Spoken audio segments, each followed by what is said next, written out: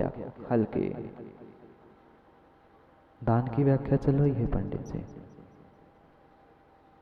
त्याग की व्याख्या चल रही है, उत्तम त्याग की व्याख्या चल रही है। जैसे मल का विसर्जन करने के बाद या करने के पहले व्यक्ति नहीं सोचता मैं कहाँ करूं मल का विसर्जन, कोई देख रहा है कि नहीं देख रहा है, कोई कर रहा है कि नहीं कर रहा है, बस लगी है, कर दिया, अब खाली। दान त्याग ऐसा ही हुआ करता है तो ही दान फलित होता है। ये मत सोचना कि मैं इनको दूंगा इनको नहीं दूंगा, मैं ऐसा करूंगा मैं वैसा करूंगा। वह दान दानम अनाकांक्षा। राजर्षि अमोघ वर्ष महाराज लिख रहे थे प्रश्नोत्तरी रत्नमाला में, दान क्या है? किसी आकांक्षा से रहित होकर मैंने दिया हुआ दान ही मल विसर्जन जैसा छोड़ दिया, मतलब छोड़ दिया, उसका नाम दान है। यद अवसरे दानम, वो भी कभी भी नहीं, कभी भी नहीं। बार बार पंडित जी इसीलिए तो कहना पड़ता है समय पे किया गया काम, समय तो पहले ही हो गया। यद अवसरे दानम, दानम अनाकांक्षा, आकांक्षा के साथ किया गया दान, किसी इच्छा लोभ में किया हुआ दान, दान त्याग नहीं है, नहीं है। निरामिष औषधि का दान कर देना, बहुत अच्छे से समझना। बहुत सारे लोगों के भीतर प्रश्न है, महाराज जी हम रक्तदान तो कर सकते हैं, शरीर दान तो कर सकते हैं, कन्यादान तो कर सकते हैं, ये बाहर के कोई भी दान आगम में नहीं लिखे हैं।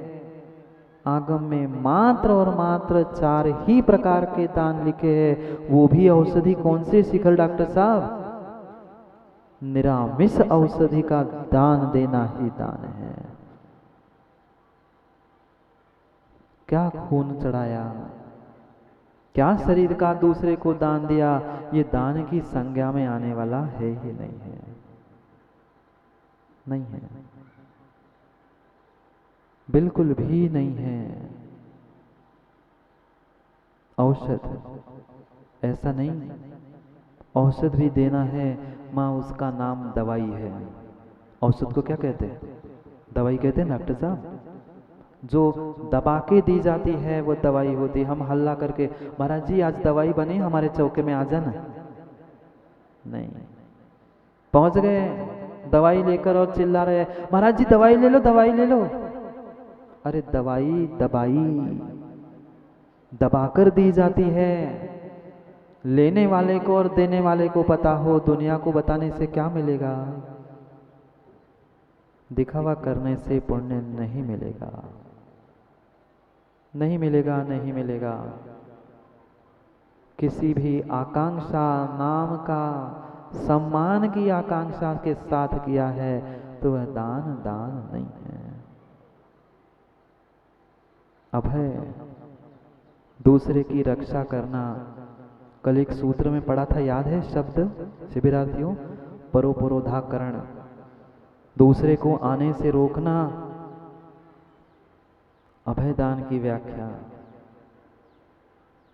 मालवा प्रांत में एक छोटा सा घटगांव नाम का शहर था, ग्राम था, नगर था। वहां एक बहुत धनवान व्यक्ति था, पर काम उसका मटके बनाना, कुम्हार था। व्यक्ति कार्य कुछ भी करे, पुण्य अगर राजस्व यह साथ दे रहा है तो वह रातों रात ऊपर पहुंचता है, और जिस दिन पुण्य ने साथ छोड़ दिया, छत पे बैठा व्यक्ति अपने ही हाथ से जमीन पर गिर जाता है। धनवान था, उसने सोच लिया कोई बात नहीं है, मेरे पास इतना धन है, इतनी संपत्ति है, कहाँ ले जाऊंगा। कौन बेच रहा था, क्या बेच रहा था?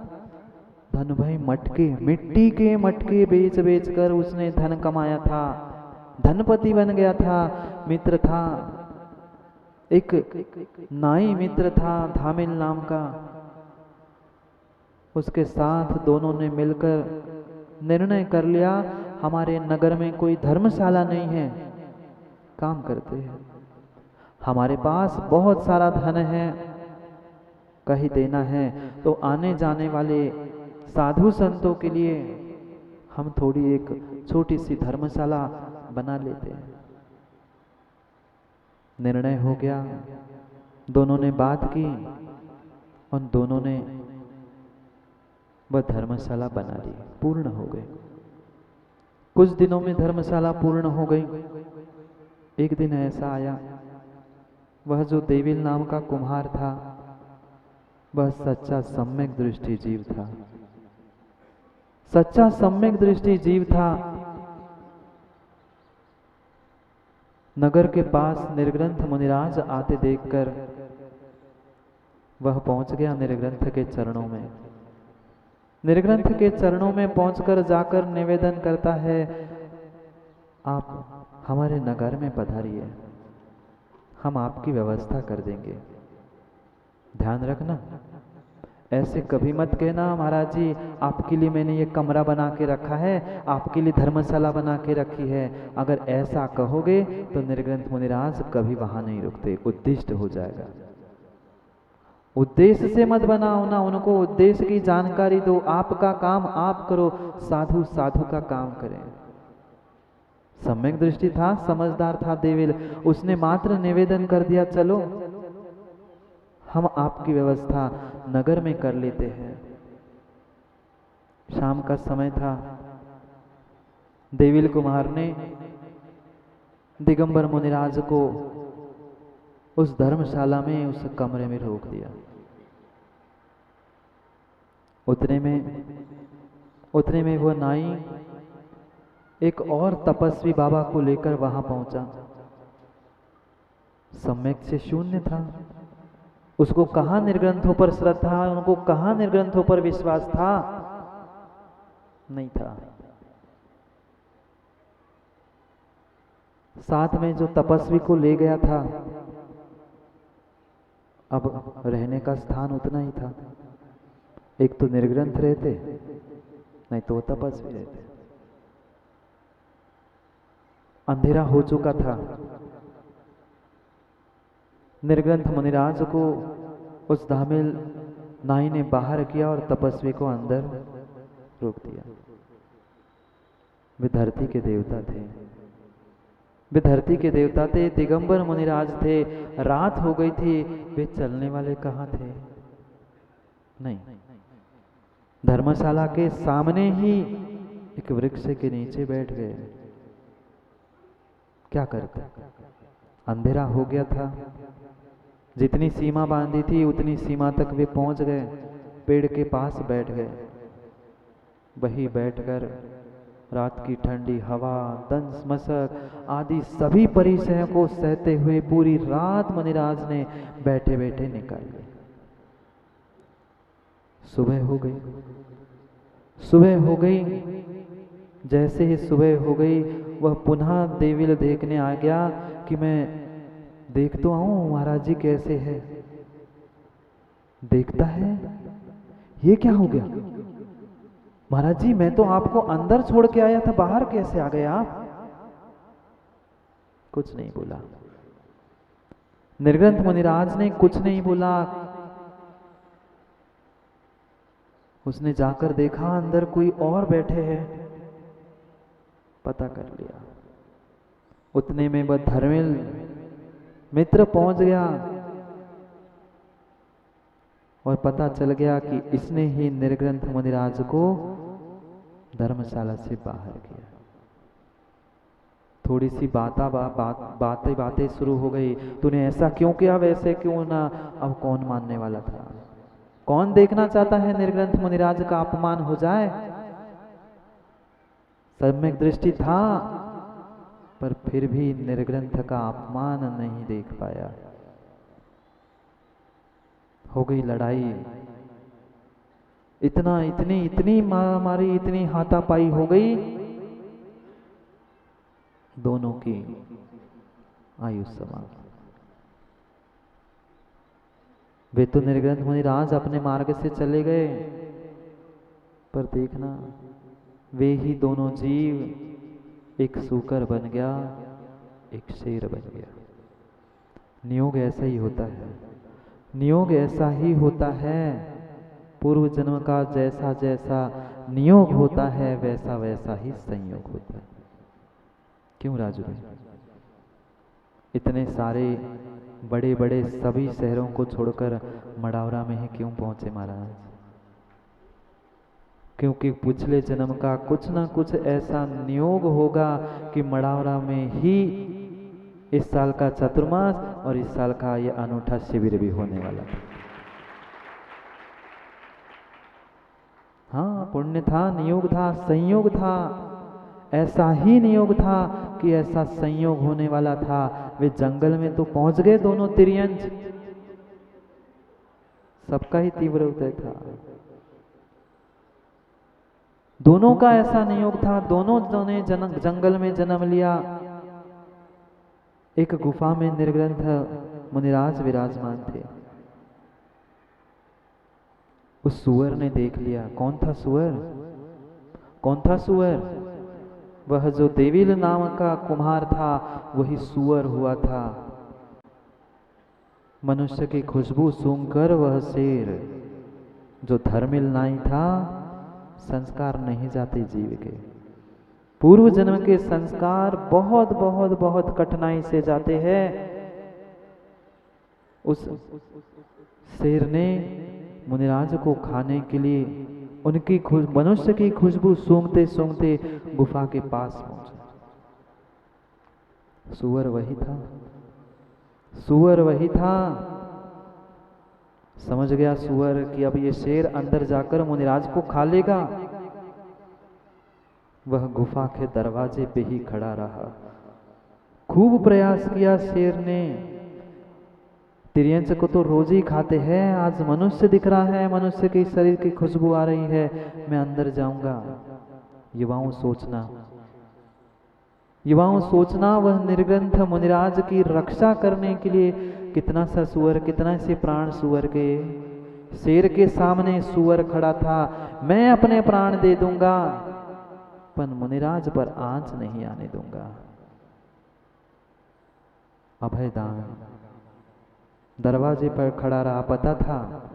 पता था शेर के साथ मैं लड़ूंगा, पक्के में मेरी मृत्यु हो जाएगी। ठीक है, स्वीकार है, मैं मरना स्वीकार कर लूंगा, पर अपने गुरु निर्ग्रंथ पर कभी आंच नहीं आने दूंगा। डट के खड़ा रहा। शेर ने खूब प्रयास किया, नहीं भगा, मारने का प्रयास किया। इतनी इतनी लड़ाई हुई। क्या किया था? मात्र सुअर ने रक्षा की थी, अभय दान दिया था। ये होता है अभय, रुकने के लिए स्थान देना, धर्म और धर्मात्मा के लिए स्थान दे देना, ये सब कुछ अभय दान है। क्या कहे पंडित जी मड़ावरा वालों का? उन्होंने यहाँ भी शिविरार्थियों की व्यवस्था की, और कितने सारे घर परिवार ऐसे हैं उन्होंने स्वयं लेकर घर चले गए। नहीं महाराज जी, हमारे यहाँ हम व्यवस्था करेंगे। ये अभय दान था, बस 10 दिन के लिए क्यों ना हो, पर अभय दान था। समझना किस किस प्रकार के दान आगम में कहे हैं। नहीं कहा, ना रक्तदान कहा है, ना कन्यादान कहा है, ना शरीर दान कहा है, ना कहीं अन्य दर्शन जैसे वह मृत्यु के बाद गोदान कहा है। नहीं कहा। रक्षा भिन्न विषय होता है। और जो कहते हैं ना पंडित जी, होते हैं कुछ पंडित जी मृत्यु के समय में कहते हैं गाय की पूंछ पकड़ा दो, गाय का दान कर दो। ऐसी कहीं व्याख्या हमारे आगम में नहीं लिखी, नहीं लिखे। औषध शास्त्र हम समझते हैं माताओं, शास्त्र इस टेबल से उठाया, महाराज के सामने रख दिया, आशीर्वाद ले लिया, शास्त्र दान हो गया। ठीक है, उपचार से हम व्यवस्था बना रहे हैं, शास्त्र भेंट कर रहे हैं, मात्र इसका ही नाम शास्त्र दान नहीं है। सबसे बड़ा ज्ञान दान, सबसे बड़ा शास्त्र दान तो केवल ही भगवान करते हैं। पता है, क्षायिक दान की व्याख्या हमने समझी थी, केवली भगवान सबसे बड़ा शास्त्र दान या ज्ञान दान करते हैं। कैसे? जो उनकी दिव्य ध्वनि कीर्ति है, तत्वों का स्वरूप वही से निकला है और वही से शास्त्र बने। इसलिए सबसे बड़ा क्षायिक दान, शास्त्र दान, वे केवली भगवान करते हैं। नहीं है हमारे पास केवल ज्ञान, नहीं है हमारे पास केवल ज्ञान। पंडित जी ये कभी मत सोचना, कोई छोटा सा बालक भी क्यों ना आपके पास पहुंचे, पंडित जी इसका उत्तर दे दो ना, इसका अर्थ क्या होता है, उसे धुतकार कर भगाना मत। टाइम नहीं मेरे पास, चल वक्त, पता नहीं मैं कितना बड़ा पंडित हूँ। अरे तू पंडित है इसलिए तो तेरे पास आया हूँ भाई। 2 मिनट उसके प्रश्न को उत्तर ही दे देता। ये है शास्त्रदान, ज्ञानदान। ये ज्ञान दान का प्रकार है। हम थोड़े से ज्ञान में ऐसे डूब जाते हैं, ऐसे अहंकार करते हैं कि नहीं मैं ज्ञानी हूं, ये छोटे से बच्चे को क्या बताऊं, नहीं बता रहा। नहीं माँ, जो जो हमें आता है वो सब कुछ लुटा दो, सब कुछ लुटा दो। सरस्वती के भंडार की पंडित जी बड़ो अपूरी बात, जो जो बाटे, जो जो कल पूछ रहे थे एक महाराज जी, इतना सारा सुबह से शाम तक बोलते हो, इतना सारा लाते कहाँ से? सरस्वती के भंडार की बढ़ो अपूरी बात, जो जो बाटे, जो जो बाटे त्यों त्यों बाढ़े, यही कृपा का राज। जितना कुएं से पानी खींचो, जितना कुएं से पानी खींचो, उतना नीचे से झर फूटते हुए झर से पानी निकलता है। जिस कुएं से पानी निकलना बंद हो जाता है, विश्वास मानना वह कुआं सड़ जाता है। क्यों राजू, सामने का कुआं चालू है, जब तक निकलता है तब तक अच्छा है, निकलना बंद हो जाए तो उसमें ही काई और उसमें ही सब गंदगी हो जाती है। यही स्थिति ज्ञान की, यही स्थिति धन की, यही स्थिति हमारे भीतर की भी है। औषध शास्त्र अभय आहारा।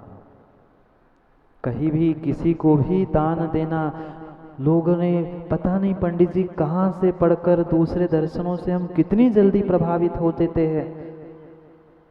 सुबह उठकर वह ब्रेड के टुकड़े लेकर जाकर त्रियंचों को खिला रहे हैं। 50-100 रुपए निकाल ले, चवन्नी अठन्नी भिखारी को दे रहे हैं। मैं दान कर रहा हूं, मैं धर्मात्मा हूं। इन दान की व्याख्या श्याम दादा आगम में की नहीं है, नहीं की है। वहां तो हम व्यर्थ में अपना पैसा, जैसा पैसा आएगा वैसा पैसा जाएगा।